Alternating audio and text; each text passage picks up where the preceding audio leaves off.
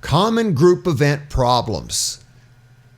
And on this particular visual, we're going to have 12 common group event problems. And one of the best ways to use this list is to review it with the team, just like we did with the 4 stages of team performance, just like we did with the process content model. Let's be transparent. Let's be open. Here's 12 problems that teams often go through. Let's talk about which items on the list might be common to our group. Managing the group process is largely a part of being able to openly discuss how individual team member behaviors affect team performance. While it may sound like this tactic is inviting conflict, and it is, but we're looking for mild conflict, nothing mean. A team cannot get to the performing stage until we storm a little, and we can't get to norming until we storm a little. So we have to storm a little, but we can storm nicely, not thunderstorm. Many groups simply get stuck at the stormy level, they blow up, they quit, or they just adopt ineffective norms in order to make the storms go away. Now, on the next visual, we are also going to look at additional details to help you deal with one of the most common group process problems. You may have heard this before. It's called groupthink. Groupthink is the team dynamic that led to the fatal and ill-advised Challenger space shuttle launching.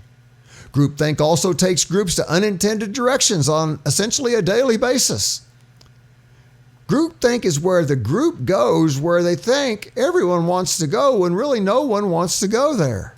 It can be managed if the group is aware of the potential for it occurring, and if they're willing to openly challenge each other when they think groupthink is starting to occur. Truly effective teams are able to address both the list of 12 items here and groupthink. Ineffective teams are either unaware that these common group problems affect their performance, or they're unwilling to take the types of action necessary to reduce the effect of these problems. In most cases, consistent, open discussion can resolve these issues simply because discussing the issues, first of all, makes people more aware of the problem, and second of all, serves as a form of performance feedback. Keep in mind that these problems are typical of all groups and not just those that get together in meetings rooms. This could be in the field. This could be virtually. This stuff happens. Got to work through it.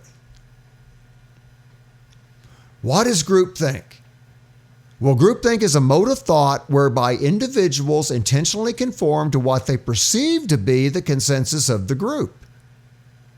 Groupthink may cause the group, typically a committee or large organization, to make bad or irrational decisions which each team member might individually consider to be unwise. And there's 7 symptoms of groupthink. One is the illusion of invulnerability, where members ignore obvious danger, take extreme risk, and are overly optimistic. We are invulnerable. Sometimes we will collectively rationalize about what is the right thing to do. We'll explain away anything contrary to what the group believes. We'll create the illusion of morality where members ignore the ethical consequences of their decisions because we're doing the right thing. Excessive stereotyping. The group constructs negative stereotypes of rivals outside the group. Pressure for conformity. Members view opposition to the group stereotypes as disloyal. Self-censorship. Members withhold their dissenting views and counter-arguments.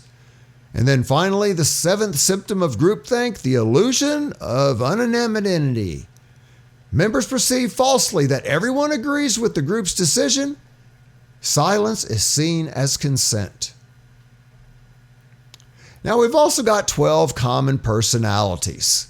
And those can be quite interesting. And it's things like the people that just always have to be the one that talks, or the one that always asks questions, the person that always complains, or the people that always like to clash with each other, or the individual that likes to argue, or the individual that always likes to help, or the person that always takes the group off base or just won't change their mind. But you're going to have those problem situations. So when you do, we give you 2 things to look at. First of all, diagnose the problem. Once you've diagnosed the problem, take action. Use the team if you can do this. So what problem behavior are we seeing? How many people are showing it? In what way could we, as the leader, be part of the problem? And what possible actions could we take? We want to eliminate or minimize the problem behavior, maintain the self-esteem of team members. We want to avoid further learning disruption and remain emotionally neutral if we can. So those are actions we would take during the meeting to deal with these 12 common problem situations.